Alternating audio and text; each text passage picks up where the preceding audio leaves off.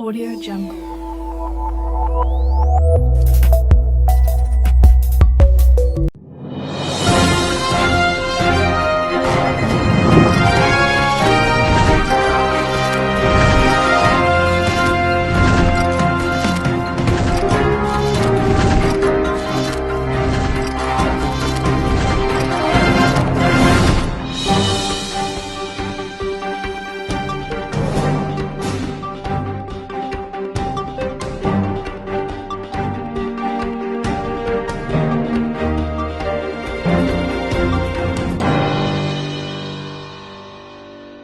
¿Qué tal? Muy buenos días a todos. En este nuevo horario hemos cumplido una semana ya de que estamos al aire y ya hemos fijado un nuevo horario. El nuevo horario va a ser acompañarlos durante la mañana con toda la información del ámbito nacional e internacional, local, como es habitual en PDI Noticias, Prensa del Interior Noticias, pero no voy a seguir más adelante porque le tengo que dar los muy buenos días a ella, la que ilumina el programa, porque yo estoy de paso, pero la que ilumina el programa. Yanina Jurado, ¿qué tal? Muy buenos días. Muy buenos días, qué presentación, José Luis, muchas gracias. Buenos días, José Luis, buenos días a todos nuestros seguidores en este nuevo horario, arrancando la mañana con mucha información. Y tenemos novedades importantes para nuestro país, en principio, porque hoy termina la gira de nuestro presidente Alberto Fernández en Europa. Ayer hubo novedades importantes con respecto a la reunión que mantuvo con la titular del Fondo Monetario Internacional, con Kristalina Georgieva. También se reunió con John Kerry, que es el representante para el clima de Joe Biden. Tenemos novedades también de eso.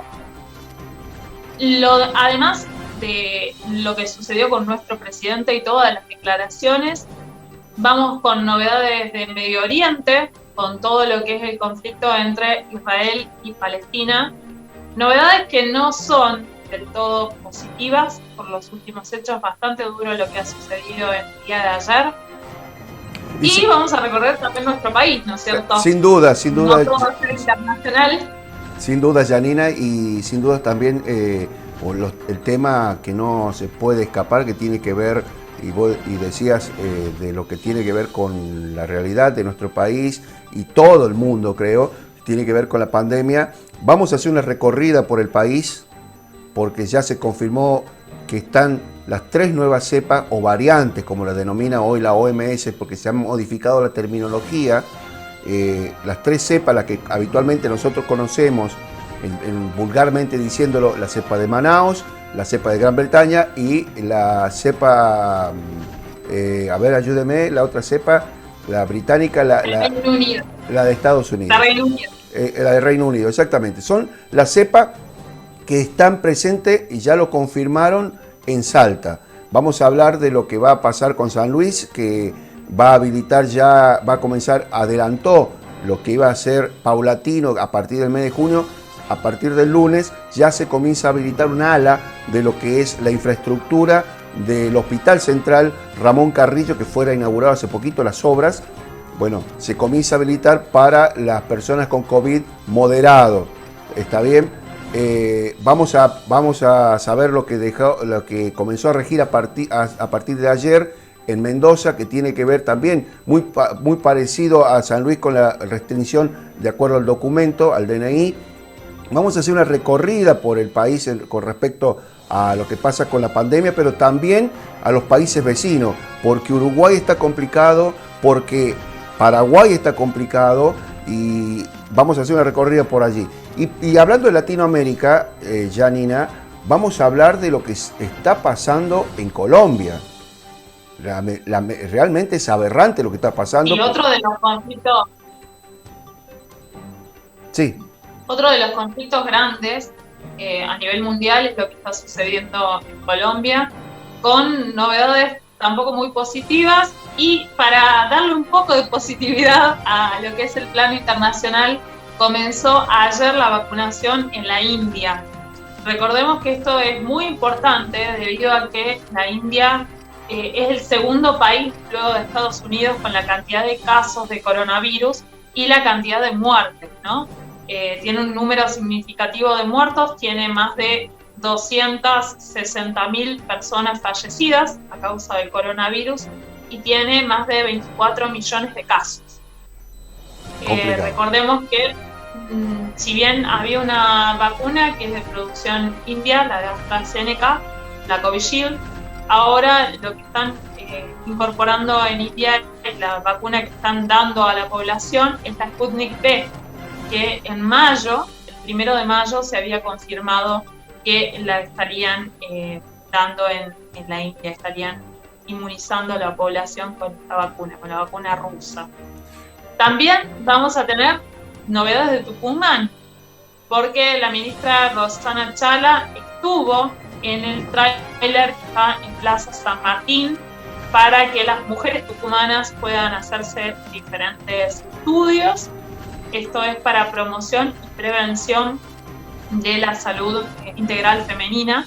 Vamos a estar dando todos los detalles, cuáles son los estudios que pueden hacerse y demás. Y también estaremos hablando del Giro de Italia. No nos olvidemos, tenemos el Giro de Italia. No nos olvidemos del Giro de Italia. Séptima etapa que se corrió en el día de ayer y la octava que se corre hoy. Pero vamos a estar con el desarrollo de lo que dejó una nueva jornada del Giro de Italia, donde fue bastante tranqui. Ayer fue una etapa muy plana, muy llana. Y eso significaba de que fue una etapa de transición, ¿sí? Porque después de 2-3 días de montaña, y bueno, le dan este tipo de etapas como para que se relajen los ciclistas. Pero no por eso no siguieron pedaleando bastante los muchachos. Pero fue bastante chata, si se puede llamar de esa manera, la etapa del día de hoy. Pero tenemos mucho más. Pero creo que es importante, Janina, que comencemos el desarrollo de la información y nos vamos al tema que hoy termina la gira para el presidente por Europa. Bien lo decías, estuvo por diferentes países, Portugal, España, Italia, Francia, y obviamente lo más importante y lo más sobresaliente tiene que ver la reunión de ayer con la representante del Fondo Monetario Internacional, Janina. Exactamente. Ayer se reunió con Kristalina Georgieva. Fue la primera reunión que mantuvieron cara a cara los dos funcionarios. Hasta ahora todas las reuniones que se habían llevado a cabo habían sido por videoconferencia, ¿no es cierto? Con todos en general por el tema puntual de la pandemia, que ha modificado hasta esto, ¿no? Hasta las negociaciones. Según lo que dijo el presidente Alberto Fernández, fue muy positivo este encuentro. La titular del Fondo Monetario es una persona abierta, una persona que escuchó los planteos del presidente Fernández.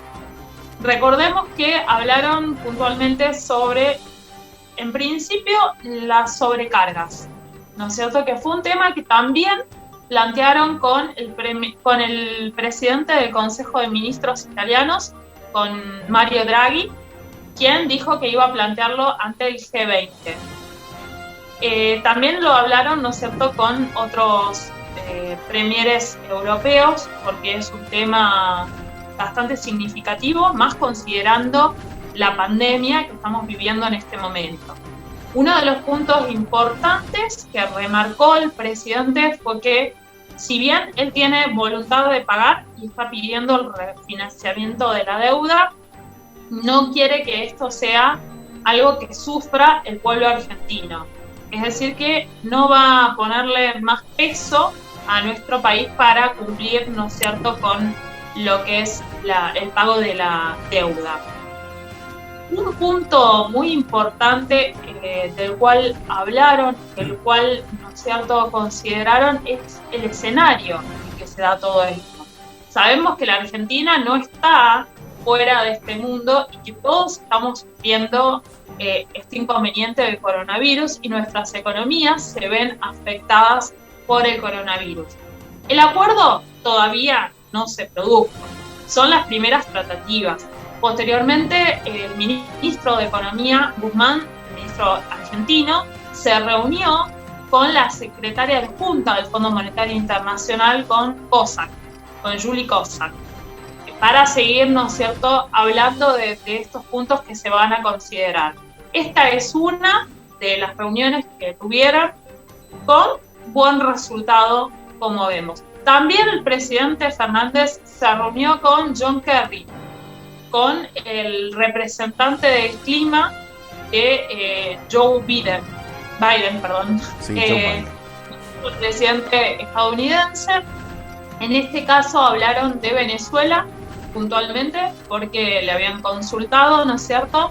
Y cuando preguntaron si el premier estadounidense se va a reunir con Alberto Fernández, John Kerry respondió que eso no estaba en sus manos, que habían hablado sí del cambio climático, que habían hablado sí del acuerdo del clima, de la importancia de que nuestro país siga respetando este acuerdo, de también el problema del calentamiento global, pero no quiso dar una visión de lo que va a suceder, de si va a haber reunión o no va a haber reunión entre el presidente estadounidense, Joe Biden, y nuestro presidente. Yo creo ¿Te parece, vamos al informe? Sí, Yanina, yo creo que vamos al informe de lo que dejó la reunión, yo creo lo más importante de todo esto, porque la reunión con los primeros mandatarios de los países por los que estuvo fue la previa a lo que era la entrada en calor, si se puede llamar así, para llegar después el cara a cara, que fue por primera vez que el presidente de la nación, el primer mandatario de nuestro país, se reúna cara a cara con la representante del Fondo Monetario Internacional. Entonces sería bueno de que escuchemos qué decía Fernández, el presidente Alberto Fernández, cuando salía de la reunión, y también escuchamos qué nos decía la representante del Fondo Monetario Internacional. Una reunión muy productiva, no había tenido la posibilidad de conocer a Kristalina Georgieva, es la primera vez que puedo verla cara a cara. Fue una buena reunión, una reunión muy franca, donde nos hablamos con mucha franqueza, donde expresamos nuestras voluntades de resolver el problema de la deuda argentina, pero como siempre digo yo, encontrar un camino de solución que no signifique postergar al pueblo argentino, que le está pasando todavía muy mal entre la pandemia y una economía que heredamos que le cuesta ordenarse. La verdad es que la vocación es encontrar un acuerdo lo más rápido posible, pero en los términos de lo que estoy hablando, no cualquier acuerdo. Es una mujer muy consciente de la situación que vive el mundo y de la situación que vive América Latina y de la situación argentina en América Latina. Yo la vi muy consciente del problema y muy receptiva. Bueno, ahora el resto es un tema de negociación, todo finalmente te queda reducido a eso, pero creo que fue una reunión constructiva, donde insistí en mis planteos que tienen que ver con la reducción de las sobretasas, extender los plazos, entender que el mundo está viviendo un momento singular y que por lo tanto hay que atender a esa singularidad y que no podemos pensar en un acuerdo que le exija mayores esfuerzos al pueblo argentino. Very good morning. Welcome to be here.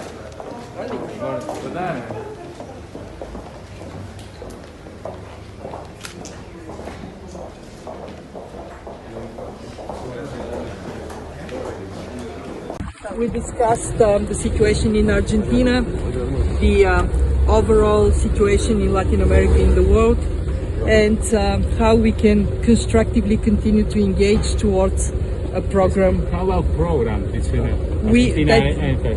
Our teams will continue to work towards a program. Okay.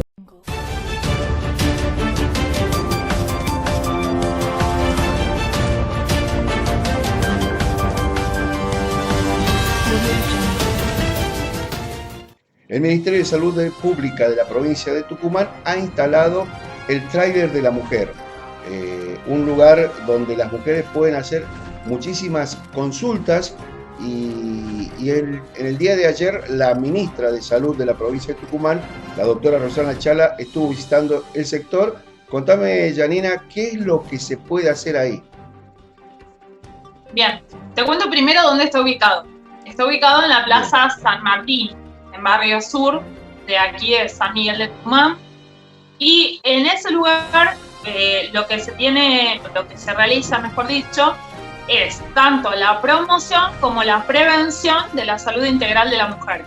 Se pueden hacer test de BPH, mamografías, ecografías mamarias, Papá Nicolau.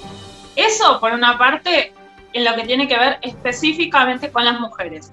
Pero además se están haciendo test de antígeno, es decir, para saber si las personas tienen coronavirus o no.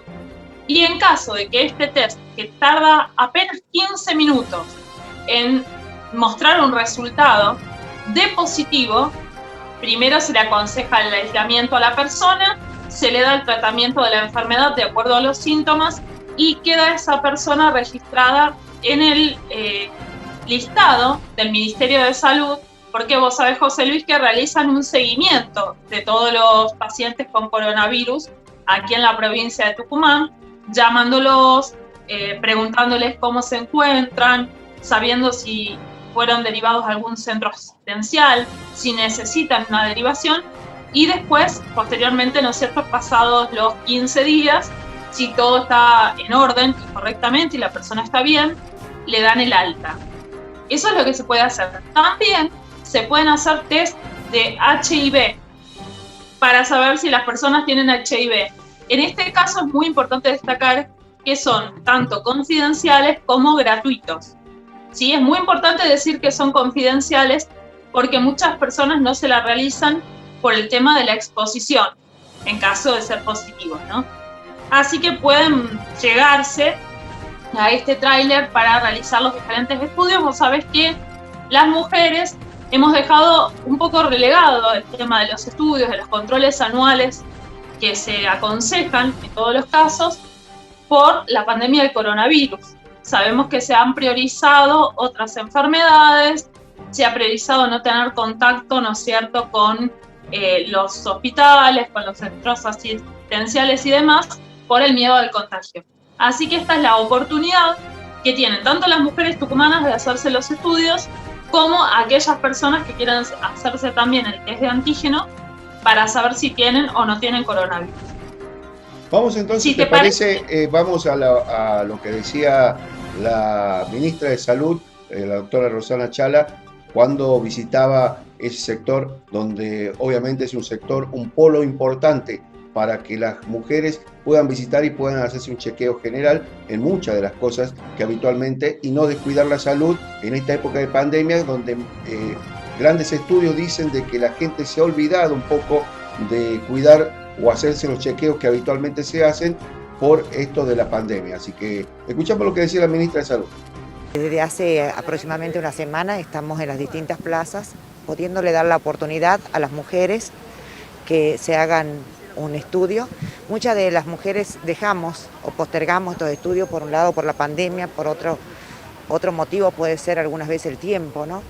Y en esa situación hace que pase más de un año que los controles, sabemos que tienen que ser los controles anuales. Así que bueno, estamos teniendo muy buena aceptación por las personas, por las mujeres que pueden hacerse la mamografía, un test de BPH, que si le da negativo durante 5 años no necesitan hacer un Papá Nicolau, y un test de HIV rápido. En este caso también hemos implementado, dada la situación epidemiológica de la provincia, el testeo de antígeno rápido con muy buena demanda, como estamos viendo acá. El Ministerio de Salud Pública de la provincia nuevamente acercando el tráiler de la mujer, y a una distancia prudencial hemos tenido la posibilidad de que nos autoricen a poner nuestro testeo express para que toda la comunidad que quiera acercarse, tener una idea de cómo están de su salud. Hoy que hay mucha patología respiratoria en el ambiente, obviamente estamos en la época en la que aumenta la demanda por patología respiratoria, nosotros ofrecemos esta nueva herramienta del Ministerio de Salud, que es el testeo express. Las personas se acercan siendo que tengan algunos síntomas, un catarro, o sencillamente quienes hayan tenido un contacto estrecho con algún paciente positivo, le hacemos un test de antígeno y es un test nasal, y al cabo de 15 minutos le entregamos el resultado, y si el paciente fuera positivo se hace la indicación como corresponde de aislamiento. Si el caso es positivo, de forma inmediata queda notificado en el CISA, porque funcionamos como un apéndice del Laboratorio de Salud Pública al hacer la verificación inmediata del caso.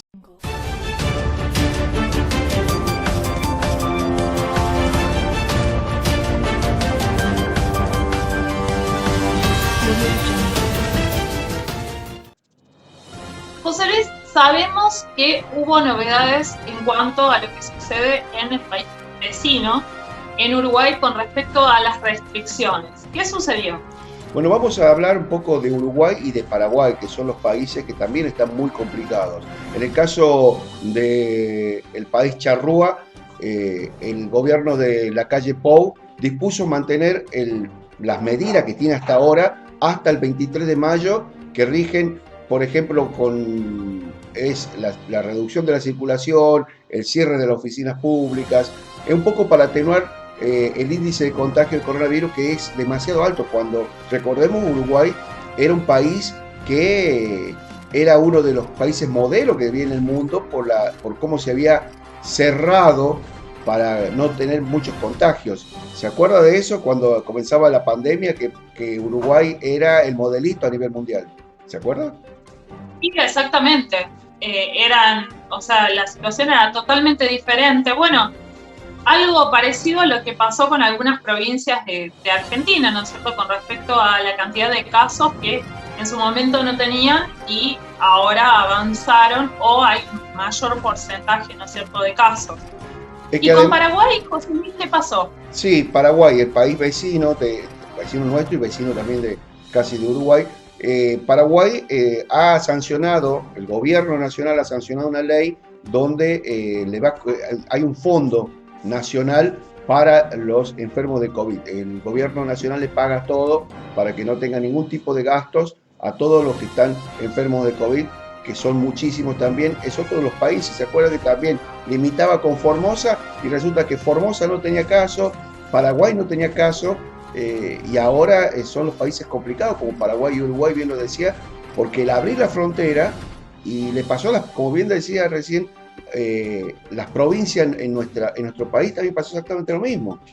Lo que pasa es que tampoco se puede mantener más de un año, que ya lleva esta pandemia, mantener cerrada la frontera. Es imposible, por la economía, por todo lo que conlleva eso, y bueno, ahora debemos aprender a convivir con responsabilidad con este virus. Vamos al informe de estos dos países, vamos a ver qué es lo que pasa detenidamente con Uruguay y Paraguay. Lo vemos entonces. El gobierno de la calle Pou decidió extender las medidas restrictivas hasta el 23 de mayo. La fase actual de aislamiento vencía el próximo 19, pero sin obtener la caída de contagios esperada. Uruguay tiene más de 128.000 positivos y se acerca a las 5.000 muertes. Con esta decisión, permanecerán cerrados los clubes, gimnasios y prácticas de deportes amateur. También continuarán prohibidos los espectáculos públicos y se mantiene el aforo en bares y restaurantes.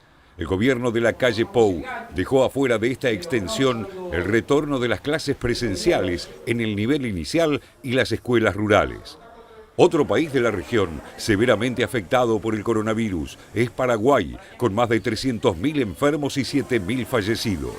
En este contexto, el Parlamento aprobó una ley que establece el gasto cero para enfermos de COVID-19 en todo el país.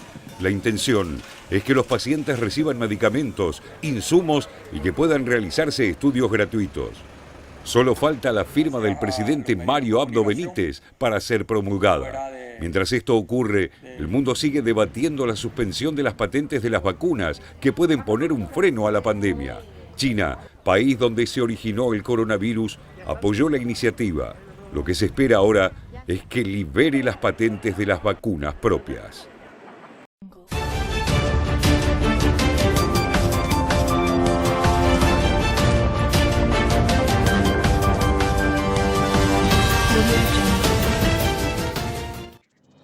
Salta, que hace unos días atrás anunciaba su turismo abierto para estos 2 meses, ahora se complica porque se confirmaron en el día de ayer las 3 nuevas variantes de COVID en Salta.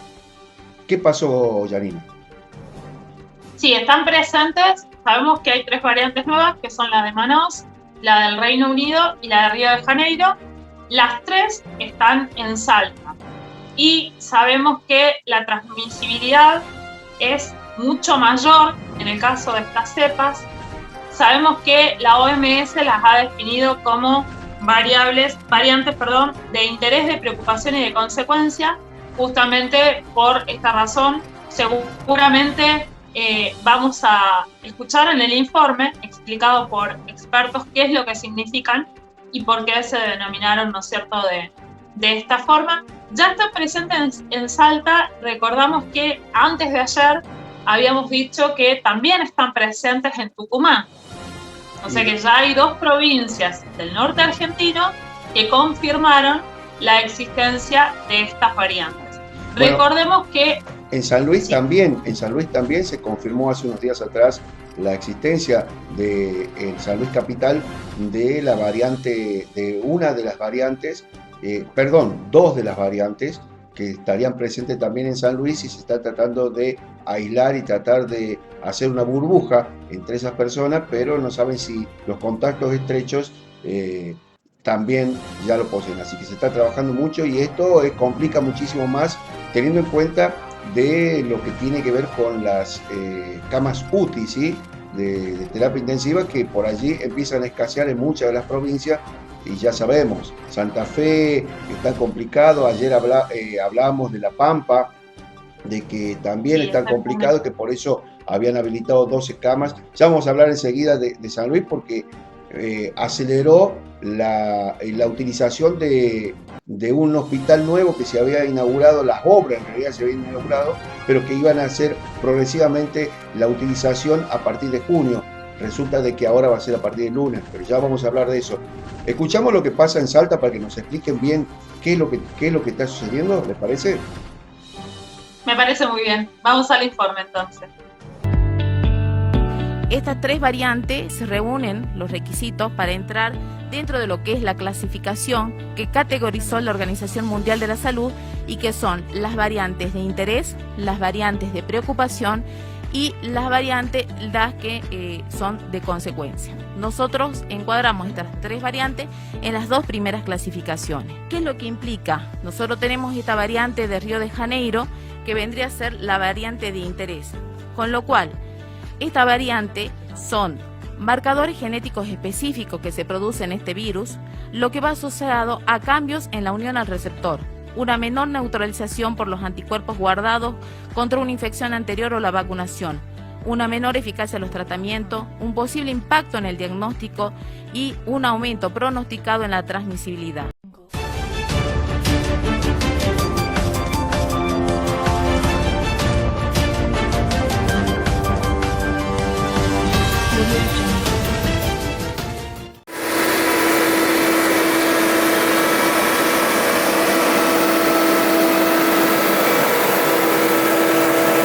Estamos limpiando todos los residuos que dejaste en la calle, pero necesitamos que nos ayudes. Los materiales de construcción y escombros deben colocarse en contenedores. Vos y nosotros logramos una Villa Mercedes limpia entre todos.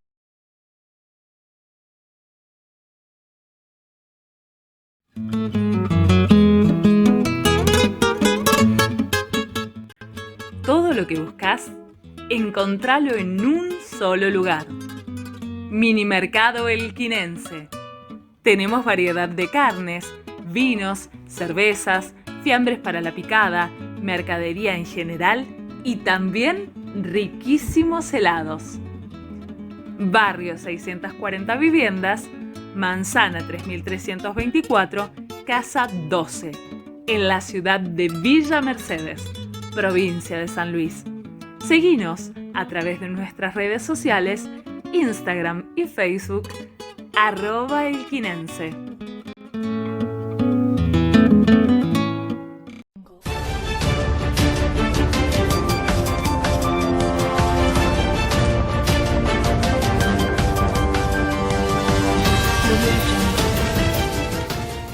La situación en la Franja de Gaza cada vez está más complicada. Palestinos están huyendo, así como ustedes escuchan, huyendo de sus casas mientras Israel ataca Gaza con artillería.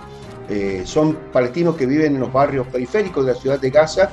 En la jornada de ayer huían de sus casas con sus hijos y pertenencia luego de que Israel lanzara fuertes ataques de artillería y que mataran 6 civiles de su vivienda, y que según el ejército buscaban destruir, escuche bien, una red de túneles usados por grupos armados ante una posible invasión por tierra. O sea que también está por debajo de la tierra el ataque.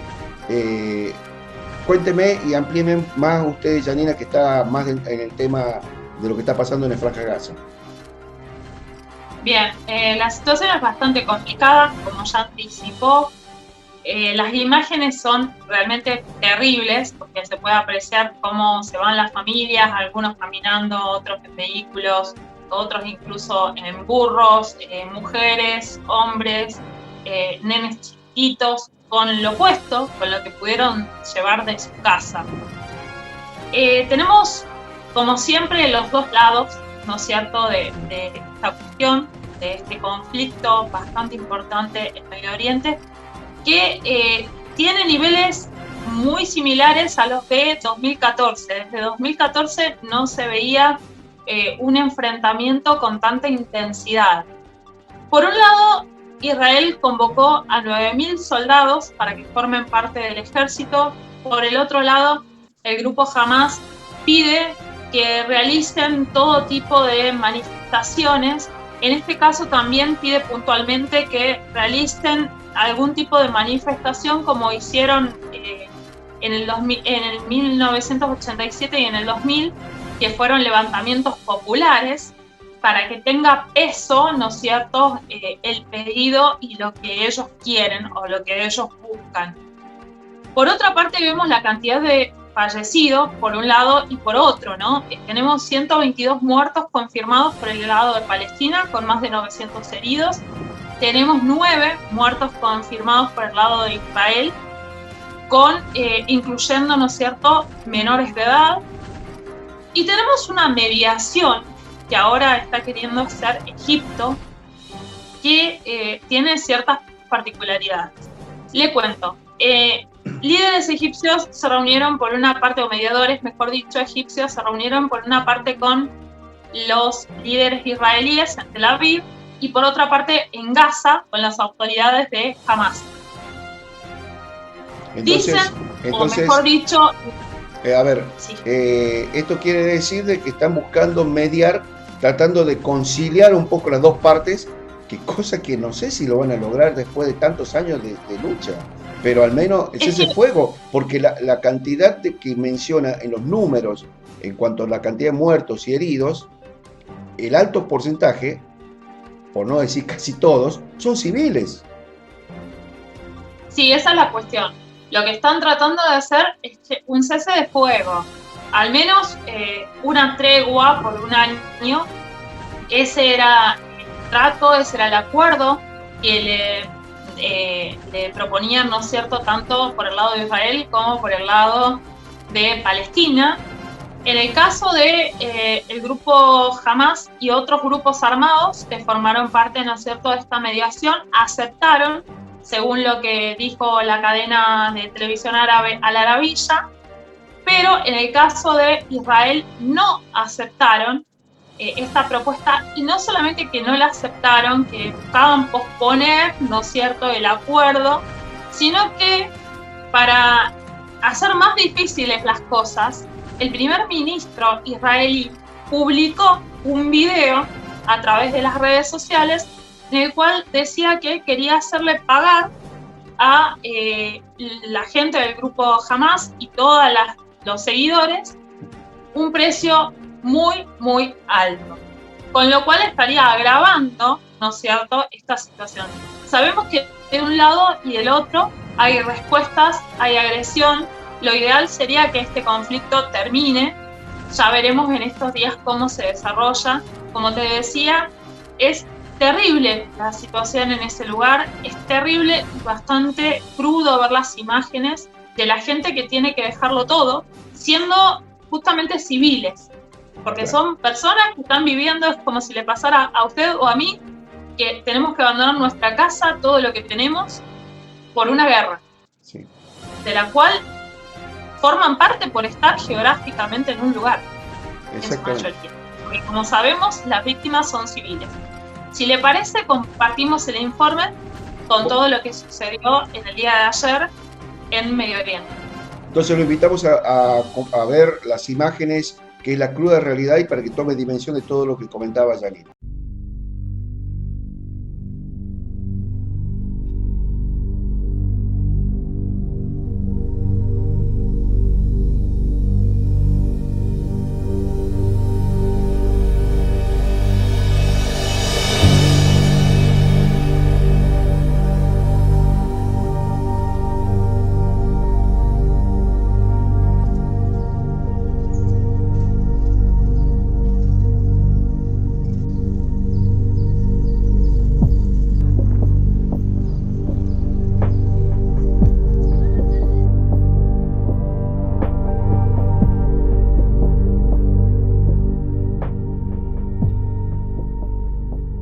الليل بعد الساعة 1 والناس نيام ما اتفقنا على صوت انفجارات شديد القوة.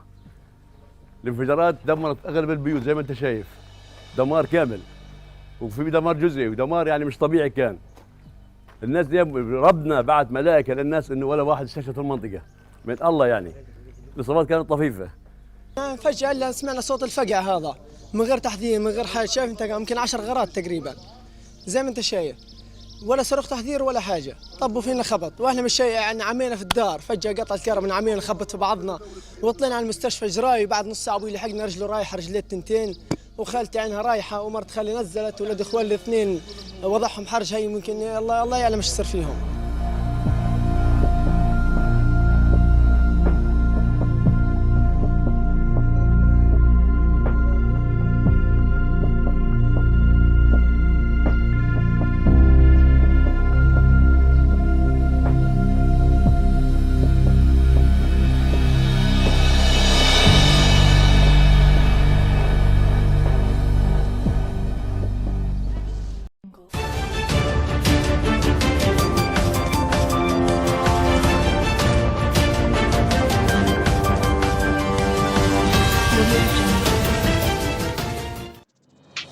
Bueno, y ahora de Medio Oriente nos vamos a un lugar que yo amo, me encanta.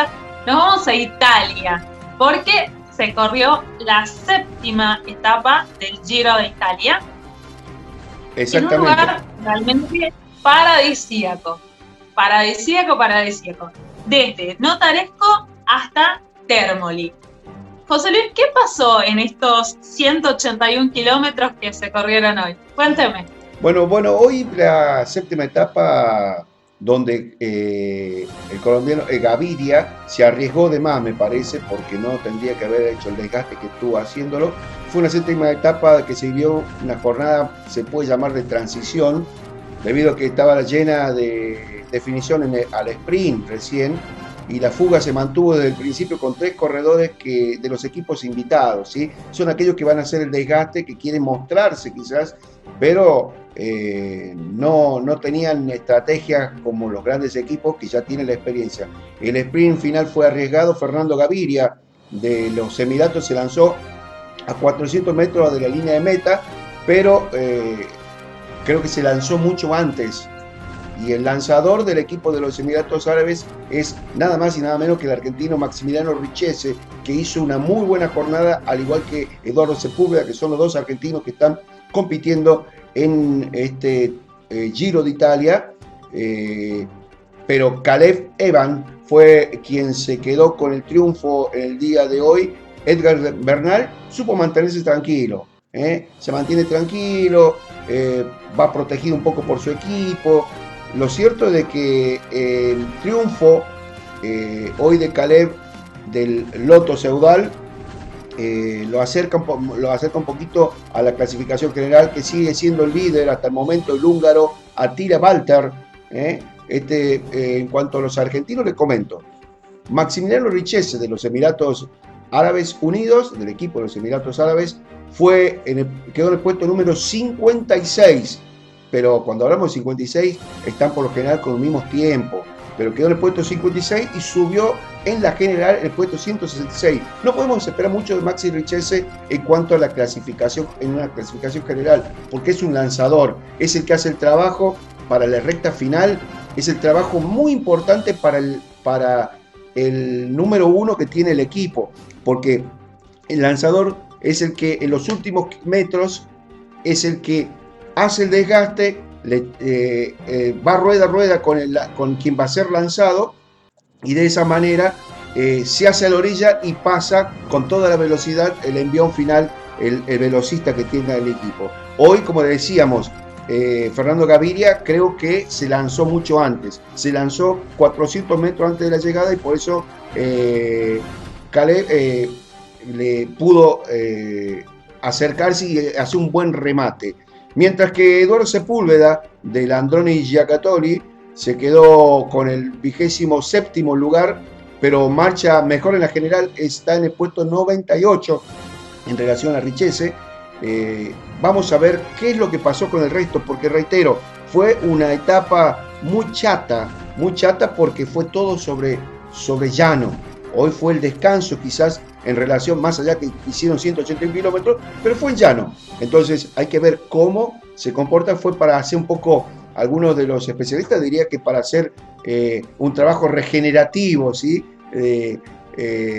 Para que no esforzar tanto las piernas para lo que sigue, para lo que se viene. Entonces escuchamos nada más y nada menos que de Contador, lo que nos dice, nos comenta qué es lo que pasó para él que tantos giros, tantas vueltas hizo. ¿Qué pasó hoy desde el punto de vista desde un ciclista? Que nos comente qué fue la séptima etapa del Giro de Italia. En esta séptima etapa del Giro de Italia hemos vivido una jornada de transición. Era una jornada completamente llana que teóricamente se resolvería al sprint, y así fue. Únicamente hubo 3 ciclistas escapados, un corredor del equipo Eolo Cometa, otro de Androni Giocattoli y otro del equipo Bardiani. 3 equipos italianos invitados por la organización y que tienen que aprovechar y coger protagonismo estos días. Con todo esto nos acercamos a la parte final. Hoy era un día al sprint en el cual la última parte pues tenía una serie de curvas, ¿no? Las cuales podían dificultar el sprint. Era muy importante estar bien colocado, ya que si no las opciones para conseguir la victoria eran prácticamente nulas, y luego los hombres de la clasificación general se podían dejar algunos segundos importantes. Se coronaba un repecho justamente a 1,5 kilómetros para línea de meta, y ahí pues el pelotón iba ya bastante más seleccionado, y cuando preveíamos un sprint justamente en los metros finales hemos visto un Fernando Gaviria muy atrevido, arrancando a 400 metros para la línea de meta, ha salido con muchísima fuerza, pero es verdad que Caleb Ewan está en un estado de forma tremendo, lo ha mantenido, le ha costado mucho cerrar el hueco con Fernando, pero finalmente lo ha sobrepasado, y Molano ha entrado en 10ª posición y Egan Bernal 18º, pasando el día sin problemas y salvándolo, y muy bien protegido por su equipo en todo momento. Mañana, etapa 8 entre Foggia y Guardia Sanframondi. Estamos hablando de una etapa de 170 kilómetros en la que habrá 2 dificultades montañosas, un puerto de segunda categoría a mitad de etapa y un puerto de cuarta categoría muy pequeñito, pero final de etapa. Creo que es una etapa que puede ser bastante idónea para la escapada, pero lo que está claro es que en ese último puerto de cuarta categoría nuevamente los favoritos deberán estar atentos. Son 3 kilómetros, 2,5 de ellos al 7,6 de pendiente media, por lo cual habrá que estar atento, porque en esos puertos tan pequeñitos a veces te puedes dejar más diferencias que en puertos mucho más duros. Mañana os informaremos de cómo ha ido esa etapa 8, así que bueno, estar atentos en Semana en la Ruta.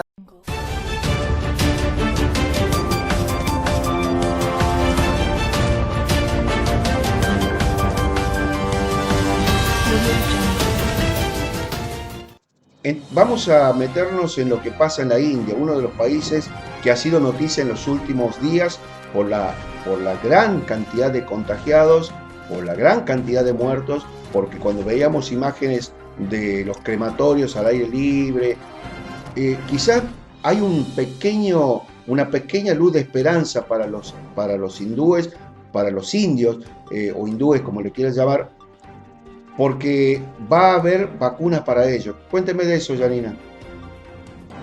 Sí, ya comenzó ayer la campaña de vacunación con la vacuna Sputnik V, la vacuna rusa.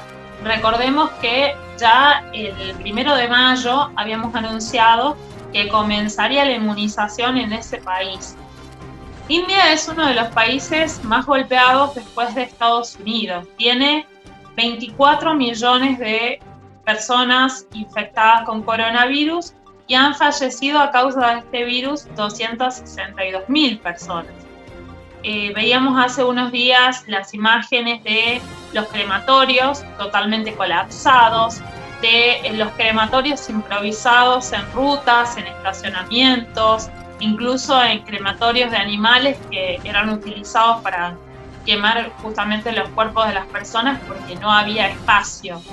Después de todo esto llega la vacuna rusa, que es la primera vacuna no producida en India que se va a utilizar. Recordemos que en ese país se está produciendo la vacuna de AstraZeneca, la Covishield.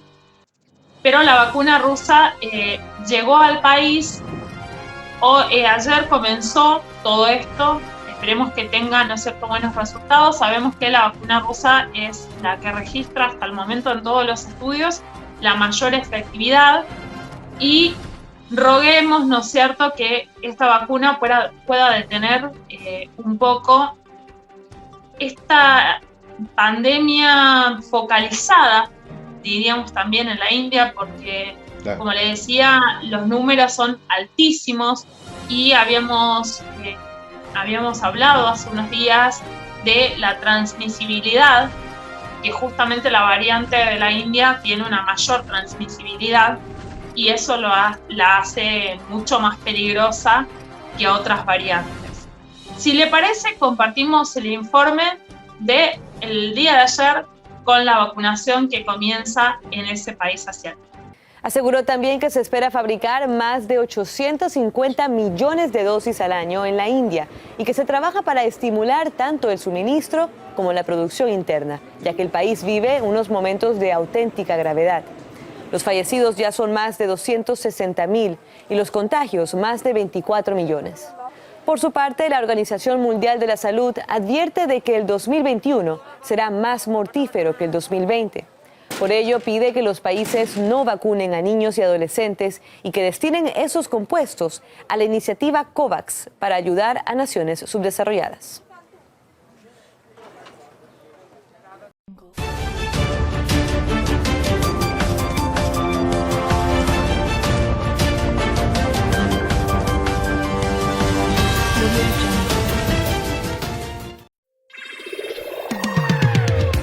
AIZ Extreme. Ropa deportiva de hombre y mujer. Excelente calidad, muy buen precio. Toda la indumentaria que necesitas para realizar tu actividad deportiva. Ventas por mayor y menor. Recibimos todas las tarjetas. AIZ Extreme. Por protocolo, solicita tu turno para nuestro showroom a través de Facebook. AIZ Extreme. En Villa Mercedes, provincia de San Luis.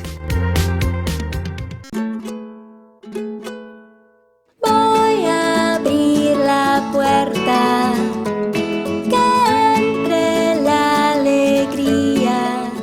Marina Corbella Estudio Creativo.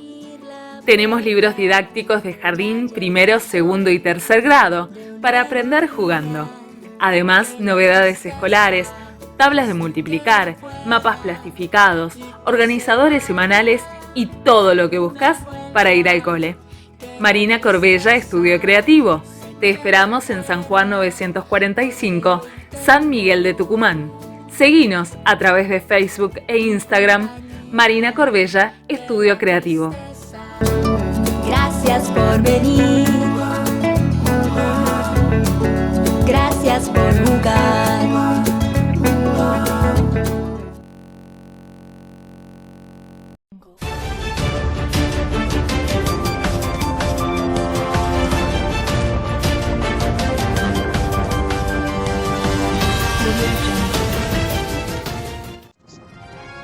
Hyderabad, la primera ciudad en la India en la que comenzó la vacunación. Nos vamos para Mendoza porque hay novedades con respecto a las restricciones para tener en cuenta, para impedir, ¿no es cierto?, que se siga difundiendo el coronavirus, que siga aumentando el número de contagios en esa provincia. ¿Qué es lo que se supo hoy, José Luis? Realmente fue ayer que se puso ya en vigencia, ¿sí? Y se hizo una conferencia de prensa, inmediatamente se puso en vigencia nuevas restricciones. El gobierno provincial puso en vigencia nuevas disposiciones para el combate del coronavirus, con restricciones que van a afectar a las reuniones sociales que van a seguir prohibidas, como hasta ahora, pero también algunos cambios en cuanto a los días en los que los mendocinos van a poder salir a hacer las compras, porque va a ser según la determinación del DNI. Es parecido a lo de San Luis, pero no igual.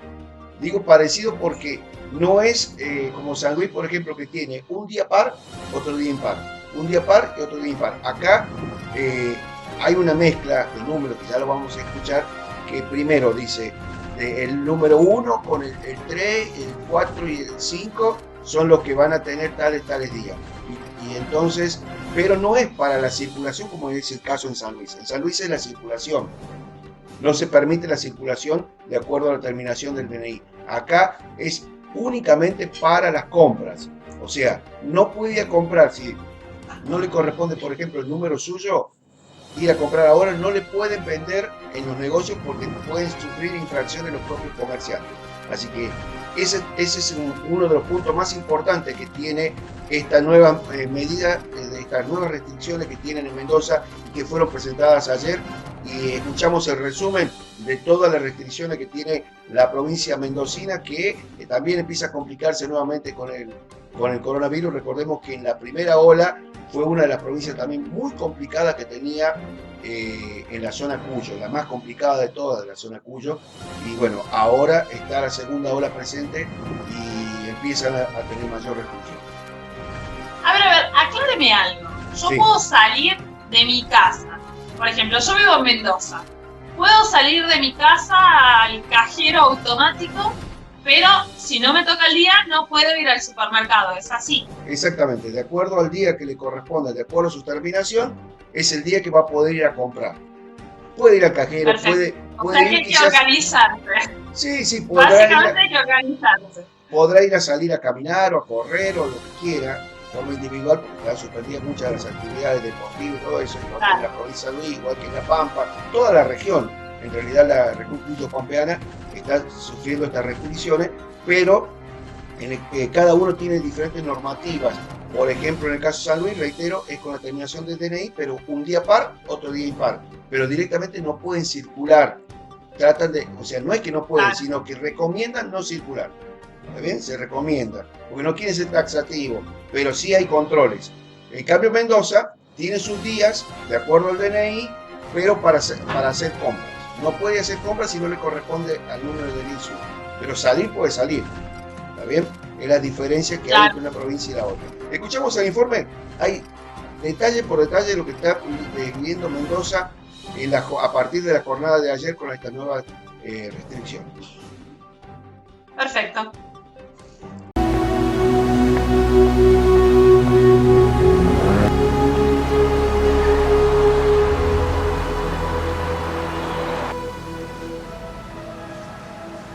En primer lugar, sí, hoy ha salido público un decreto. Quiero aclarar dos cuestiones fundamentales o generales. La primera, que rige para toda la provincia de Mendoza.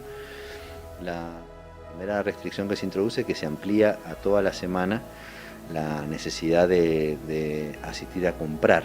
No, aclaro que no tiene que ver con que el DNI no es una medida que tiene que ver con la salida, transitar o circulación, sino que se exige solo en las compras. Esto desde el mercadito de la esquina hasta el shopping, las personas que pueden asistir tienen que respetar el DNI. Ahora es toda la semana, lunes, miércoles y viernes y domingo hasta las 14 del 1 al 5, martes, jueves, sábado y después de las 14 del 6 al 6.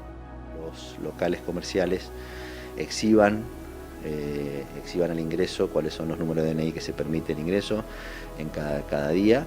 Otras actividades habilitadas puedan hacer uso de esta modalidad del DNI, pero esto es una sugerencia optativa por el momento, no obligatoria. Voy a dar un ejemplo. Un gimnasio, por ejemplo, está habilitado para funcionar, podría optar también por dividir su clientela conforme al final del DNI en los días que corresponda, así como esas otras actividades permitidas.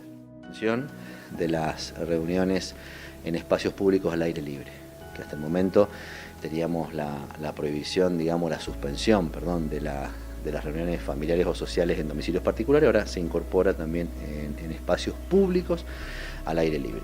La finalidad de las medidas es la gradualidad, intentando que este amesetamiento, esta tasa sostenida alta de casos de contagio en la provincia, ver si pueden ir disminuyendo o no.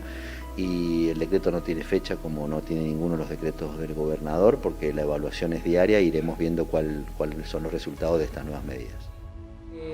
Debido a la situación que estamos viviendo, me parece muy lógico.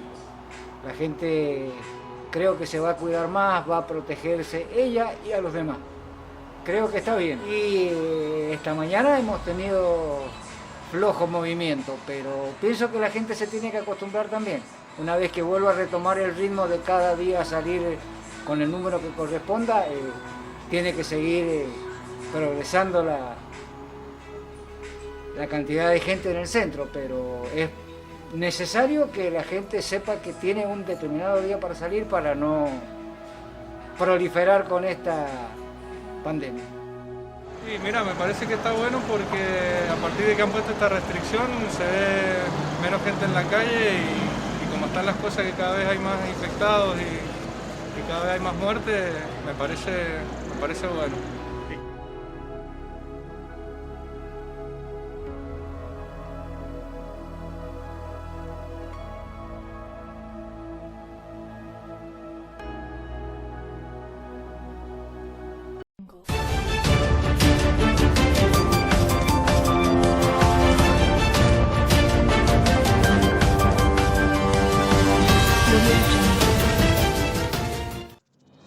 Y ahora nos vamos a San Luis, ahí cerca de Mendoza, porque hay novedades también con respecto al coronavirus y con respecto a un hospital realmente digno de imitar.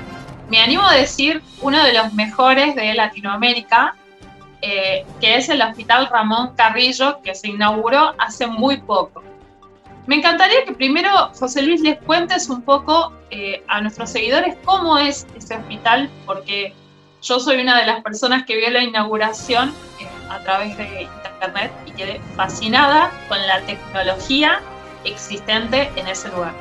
En realidad, realmente digno de imitar. Sí, sin duda. Es el Hospital Ramón Carrillo, el hospital central, que está ubicado en una zona neurálgica de la provincia y de la ciudad capital, donde convergen todas las autopistas que vienen de los diferentes puntos de las provincias vecinas.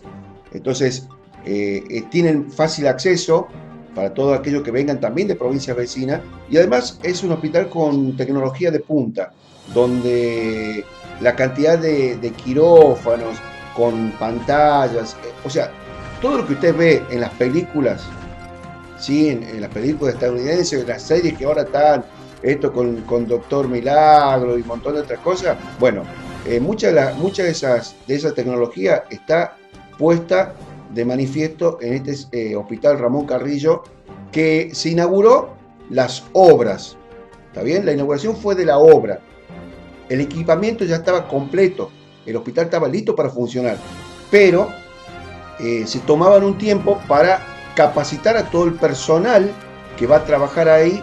¿Por qué? Porque hay muchos sistemas computarizados y algunos de trabajo remoto. Entonces, se tomó la decisión de que se iba a ir abriendo paulatinamente las diferentes salas a partir del mes de junio. Pero a raíz de la necesidad, y lo dijo el propio gobernador en la inauguración, si bien tenemos pautado de que se comenzara a usar entre junio y julio, pero si el COVID lo requería, íbamos a tener que hacer el esfuerzo y íbamos a abrir antes. Y fue así. Lamentablemente, hoy le puedo comentar, así, para que usted se dé cuenta, 754 casos en el día de ayer. Hoy podemos informar lo que fue al informe de anoche.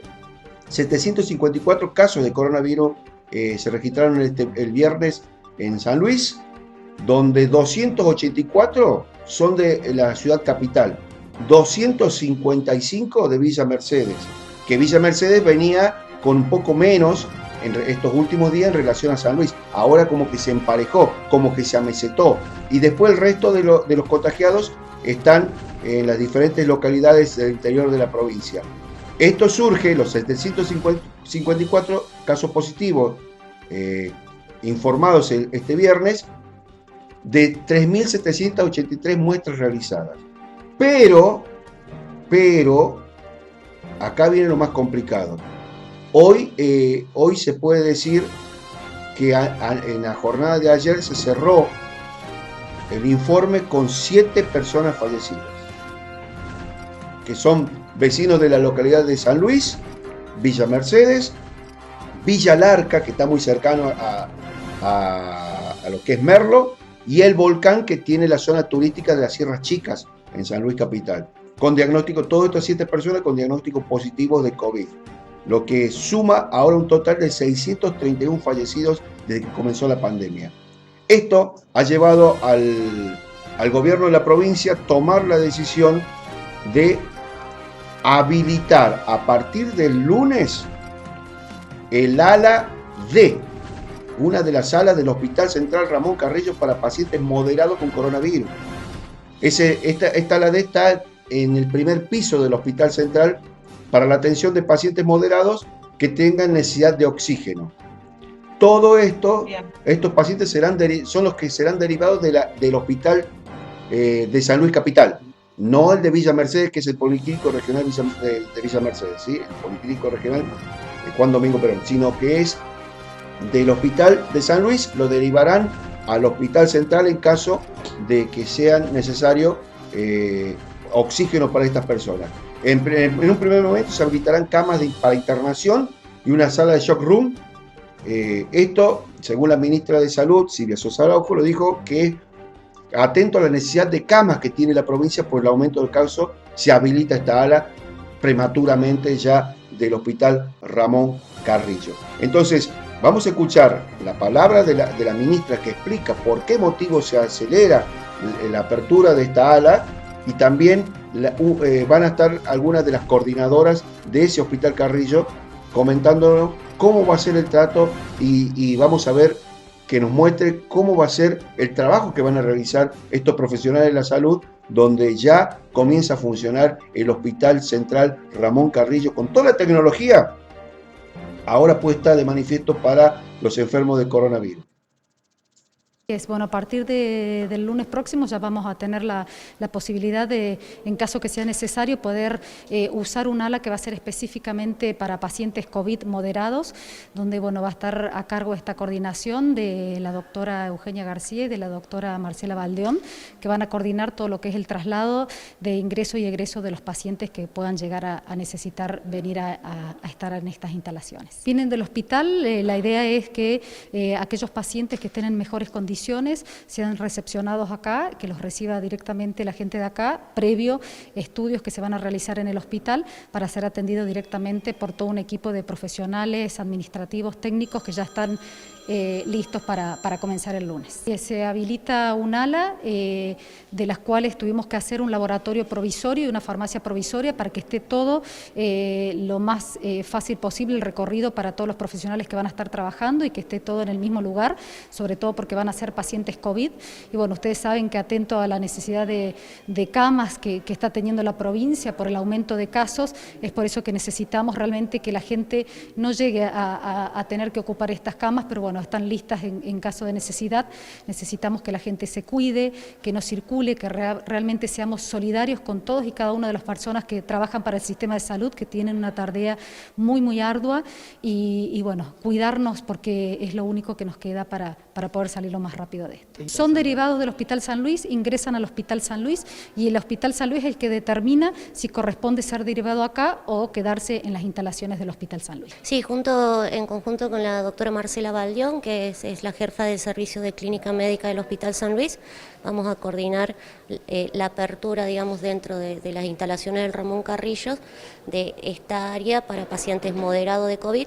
Los pacientes moderados son los que van a necesitar un flujo de oxígeno, pero hasta 5 litros, ya de ahí ya si requieren mayor asistencia médica o se ponen graves por alguna cuestión hemodinámica que se haya complicado, tenemos un ala de shock room para estabilizarlos y de necesitar trasladarlos.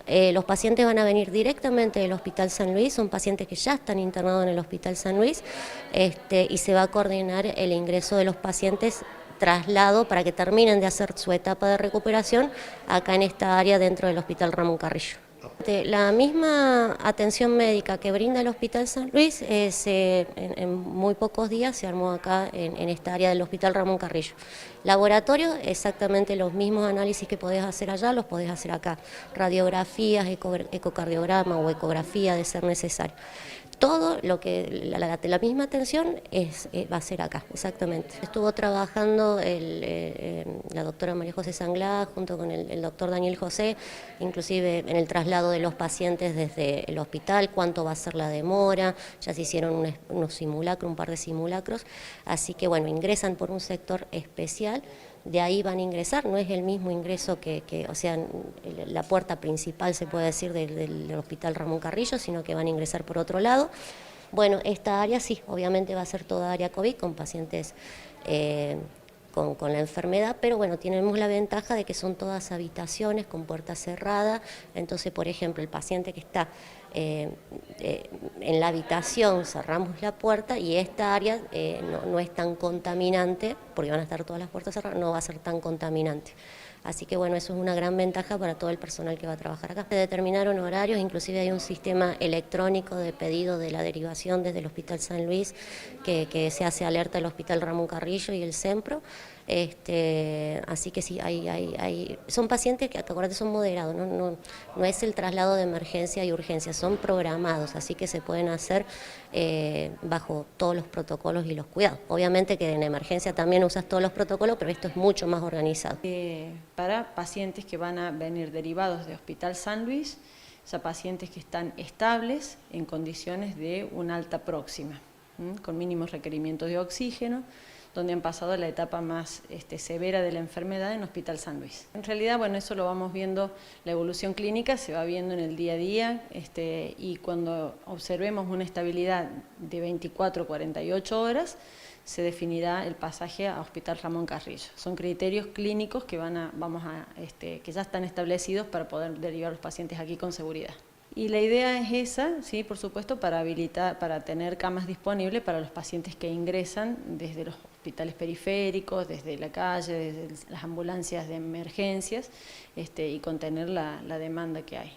Los pacientes que ingresan de Hospital San Luis, como estamos trayéndolos de otro nosocomio, en realidad van a ser inicialmente aquí recibidos como pacientes con aislamiento hasta que tengamos los resultados de estudios bacteriológicos que definen que no traen una infección nosocomial.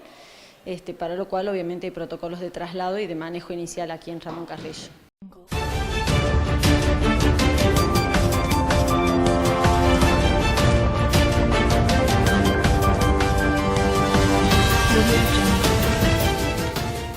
Donde tampoco tienen paz, al igual que en Medio Oriente, es Colombia. Lamentablemente sigue siendo noticia, porque más allá de las manifestaciones y la represión, ahora también se suma el tema de hechos de violación por parte de la policía a menores de edad que están dentro de los manifestantes y que por allí, y ocurrió en el caso en Popayán, donde una menor de 17 años fue detenida, vamos a ver en las imágenes del informe, fue detenida, llevada por cuatro policías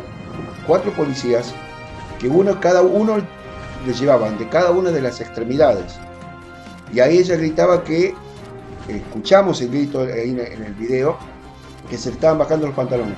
Pero después, ella, esta joven de 17 años, escribió en las redes sociales qué es lo que le estaban haciendo en la comisaría y después grabó un audio antes de supuestamente suicidarse. Digo supuestamente porque lo que se da a conocer es que se suicidó, pero hay que ver si es que realmente se suicidó. Es lo que están investigando ahora y son las manifestaciones que se han dado por parte de derechos humanos y que además el presidente de Colombia, Iván Duque, ha sido denunciado ante el Tribunal Penal Internacional y ante las Naciones Unidas por delitos de lesa humanidad durante la protesta y que desde hace 2 semanas acuden varias ciudades de Colombia por la gestión de su gobierno. Lamentablemente, denuncias de abuso sexual en protestas y pérdidas millonarias que está teniendo Colombia, realmente no hay paz y lejos está hoy hablar de Colombia en cuanto a la pandemia. Creo que supera... Otra vez las denuncias apuntan a la policía. Sí. O sea, es el tercer hecho o el tercer grupo de hechos, podríamos decir, porque en realidad fueron de las mismas cuestiones fueron varios. Por una parte fue los ataques con municiones a los protestantes. Después, por otra parte, fue el ataque directo a los periodistas que se identificaron como periodistas y de todos modos los balearon. Y ahora estamos hablando de casos de abusos. Pero hace un rato veía los números que surgieron ayer con toda esta noticia y realmente me impactaron. Hablan de, la ONG Temblores habla de 39 homicidios, 2.110 hechos de violencia, 16 casos de violencia sexual y 3 casos de violencia de género. Estamos hablando de cifras realmente preocupantes y que hablan, ¿no es cierto?, de derechos que no han sido considerados. En este caso me parece terrible el audio de esta chica y la situación en sí. Creo que es una situación que nadie quiere pasar. Además, es una obviedad lo que estoy diciendo, pero creo que cuando uno lo ve y lo escucha es varias veces más impactante, sí, incluso. Sí, sí. Y verlo, cómo lo cuenta la persona que lo vivió, es más complicado todavía, sabiendo que estamos hablando de una menor, ¿no? Y sabiendo que todo esto se dio en medio de una protesta que nace por una cuestión, ¿no es cierto?, de derechos, por una reforma. Todo esto surge a partir de la reforma que hace Iván Duque, ¿no es cierto?, y continúa porque surgen un montón de cuestiones más a nivel social y un montón de descontentos, ¿no es cierto?, y ya llevamos varios días con esto.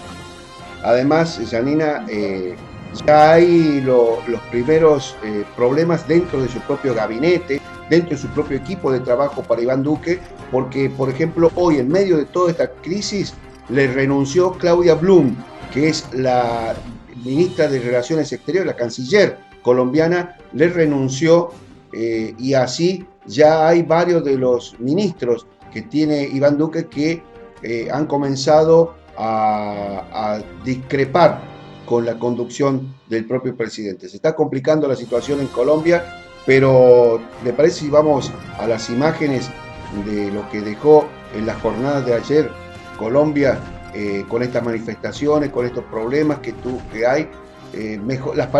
Las imágenes, hablan por sí solas. Escuchamos el informe y vemos las imágenes. La Fiscalía de Colombia investiga si hay relación entre el suicidio de la menor y los mensajes que ella misma publicó antes de atentar contra su propia vida. En sus redes sociales denunciaba que 4 policías la desnudaron y la manosearon después de detenerla en medio de protestas en las que no estaba participando. Una persona graba con su teléfono móvil el momento en el que se la llevan. En el vídeo la joven grita que le están bajando los pantalones. Según su propio relato, la actitud de la policía cambió cuando se dieron cuenta de que también era hija de un agente. La ONG Temblores ha registrado 12 casos de violencia sexual durante las movilizaciones. Los efectos de las protestas en Colombia se notan también en el mercado. Algunos productos escasean y el precio de otros, como la patata, se ha disparado. 4.000 pesos, una librita de papa. ¿Y antes cuánto le costaba eso? 2.000. 1.500. El gobierno colombiano cifra en 100 millones de euros las pérdidas diarias por el vandalismo y los bloqueos. Este jueves, la policía ha intentado levantar por la fuerza el de la carretera panamericana. Para algunos comerciantes, la situación es insostenible. En este momento, mucha empresa está sacando trabajadores quebrados completamente. Otros defienden que hay que mantener la presión en la calle. Yo sí la respaldo, claro, definitivamente, porque no pueden estar jugando con la comunidad. Los propios comerciantes aseguran que no todo es culpa de los bloqueos. Denuncian que los mayoristas han acaparado producto para especular con él. La apertura de corredores humanitarios ha mejorado la situación, pero está lejos de normalizarse. Llenar el depósito todavía supone horas de espera que cada uno lleva a su manera. Nos tienen secuestrados y aguantando hambre. Es preferible pasarla mal unos 15, un mes, que seguirla pasando mal de por vida. Nada comparado, dicen, con quienes han dado su vida por cambiar las cosas.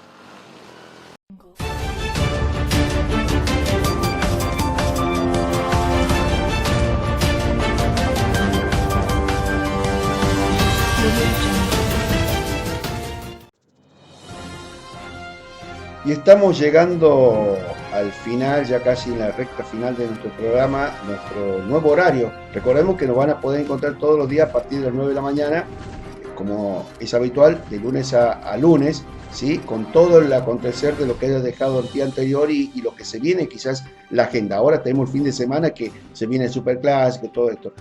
Pero usted siempre trae algo de color. Pero lo que me trajo, lo que me comentó que trajo para hoy, tiene un poquito de morbo, ¿no? Más en esta situación en la que estamos viviendo. ¿O no? A mí me resultó insólito. Sí, a mí me resultó insólito, en realidad. Porque es un concurso muy particular. En una ciudad rusa, es para... La verdad es que no sé, yo creo que debe ser el único que existe. Que me corrijan los seguidores si me equivoco, pero nunca leí una cosa así.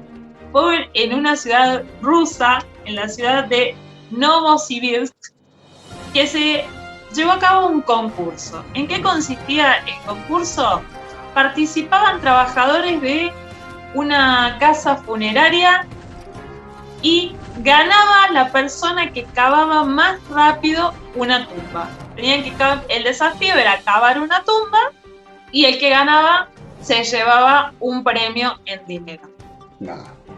Realmente increíble, realmente increíble. Obviamente hay comentarios de todo tipo en cuanto a esta noticia, ¿no es cierto? Desde gente que la toma con humor negro hasta gente que lo ve bueno en el sentido de tener una mano de obra preparada en países donde la situación es complicada con respecto al coronavirus, ¿no? Si le parece, vamos a ver el video, porque esto fue filmado, ¿no es cierto?, mientras tenía lugar el concurso, en pleno concurso. ¿Qué? Vamos a verlo entonces, vamos a verlo.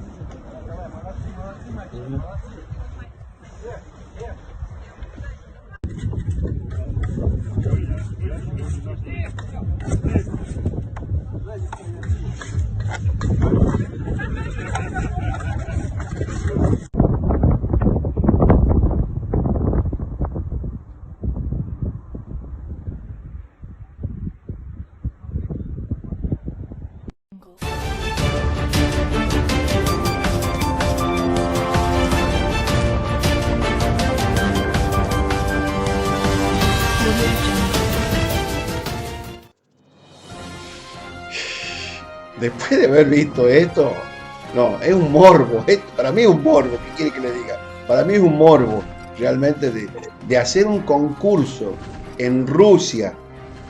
¿Quién cava más rápido una tumba? No, es una locura. Bueno, pero que es insólito, no me lo puede discutir. No, o sea, es insólito. Es muy difícil que a alguien se le ocurra concurso. No le voy a preguntar quién va a estar en la tumba no le voy a preguntar quién va a estar en la tumba o quién va a quedar en la tumba el día domingo después del Superclásico.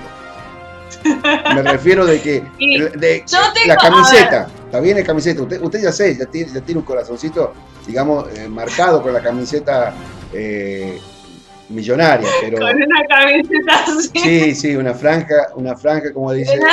Sí, bueno, pero ya mañana le prometo que vamos a hablar de la previa del partido de River y Boca, ¿le parece?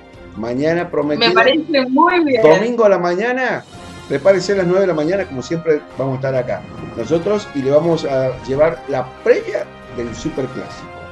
Se viene el Superclásico, uno más. Ojo, que no hay partido revancha, no hay nada acá, ¿eh?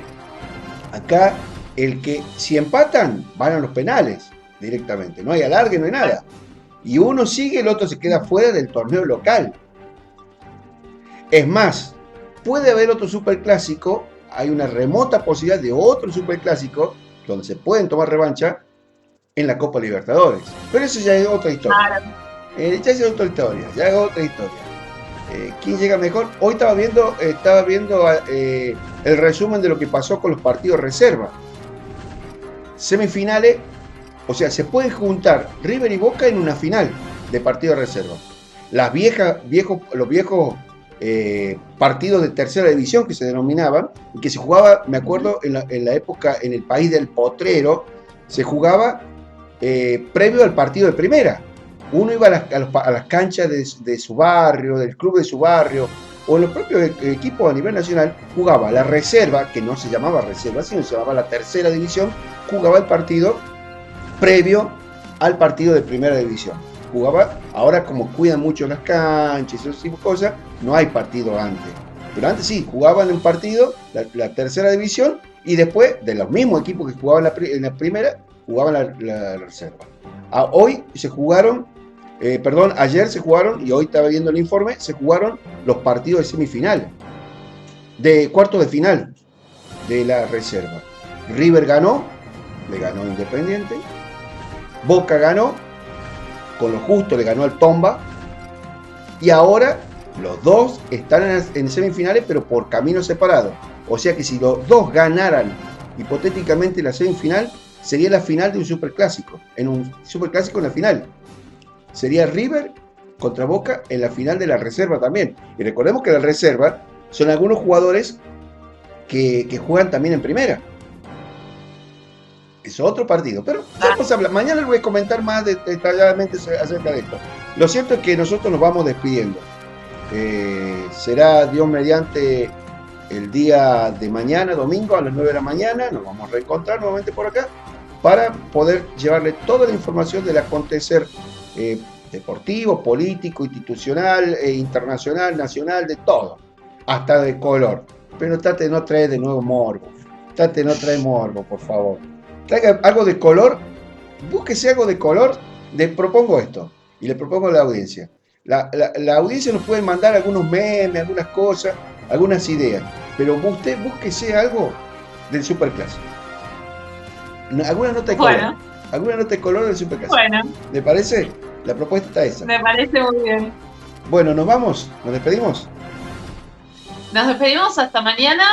Los dejamos con lo que pasó un día de hoy para que arranquen el día sabiendo qué hechos tuvieron lugar un día como hoy. Y bueno, hasta mañana. Que tengan un hermoso día, una hermosa jornada y nos estamos encontrando mañana a las 9 de la mañana, como todas las mañanas de ahora en adelante. Hasta Muy mañana. buenos días, José Luis. Hasta mañana, que tengan buen día. Hasta mañana.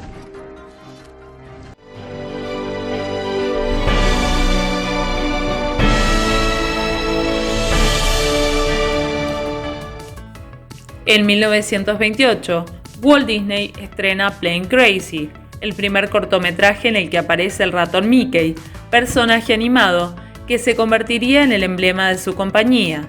Pero el éxito de Mickey llegó 6 meses después, con Steamboat Willie, el tercer corto del personaje, al que Disney prestó su voz hasta 1947. En 1874, se inauguran las obras del sistema de cloacas y agua corriente de la ciudad de Buenos Aires, planeadas por el ingeniero inglés John Frederick Latrobe Bateman, cuyo trabajo fue la base de la moderna industria del suministro de agua en el Reino Unido. En 1930 nace en Córdoba el actor, humorista y guionista de cine Juan Carlos Mesa, creador del programa de televisión Mesa de Noticias y ganador de 2 premios Martín Fierro. Fue guionista de Tato Bores y de una quincena de películas y actuó en una docena. En 1948 hallan asesinada en Blackburn a la niña June Ann Devaney, de solo 3 años, que había desaparecido del hospital Queen's Park de esa ciudad inglesa. Un crimen que conmovió al mundo. Se tomaron las huellas digitales a 40.000 personas para hallar al asesino, que resultó ser Peter Griffiths, de 22 años, arrestado 13 meses después de haber matado a la niña. En 1852, fallece en Mendoza, a la edad de 61 años, Tomás Godoy Cruz, representante mendocino ante el Congreso de Tucumán, que declaró la independencia argentina el 9 de julio de 1816. Hoy es el Día Internacional de la Familia, declarado por las Naciones Unidas en 1993, con el fin de reflejar la importancia que tienen las familias como unidades básicas de la sociedad. En 2011, nace el movimiento 15 de Mayo, más conocido como Movimiento de Indignados, que ese día de 2011 acamparon en Madrid y otras grandes ciudades de España, convocados por diversas organizaciones en protesta por la falta de soluciones a la crisis económica y para reclamar una democracia más participativa. En 1925, nace en la localidad santafesina de Las Garzas el músico, compositor y escritor Horacio Guaraní, ganador en 1985 del premio Conex de Platino como mejor cantante de la historia del folclore. Grabó 56 álbumes, el primero de ellos, Horacio Guaraní, publicado en 1957. En 1987, Andy Murray nace en la ciudad escocesa de Glasgow. El tenista británico Andy Murray, ganador de 45 títulos de la Asociación de Tenistas Profesionales, ATP. En noviembre de 2016, llegó al primer puesto del ranking de la ATP, en el que permaneció durante 41 semanas. En 2010, el cantante, compositor y músico Gustavo Cerati, ex líder de la banda de rock Soda Stereo, sufre un accidente cerebrovascular cuando celebraba el éxito del recital que había ofrecido poco antes en el campus de la Universidad Simón Bolívar en Caracas.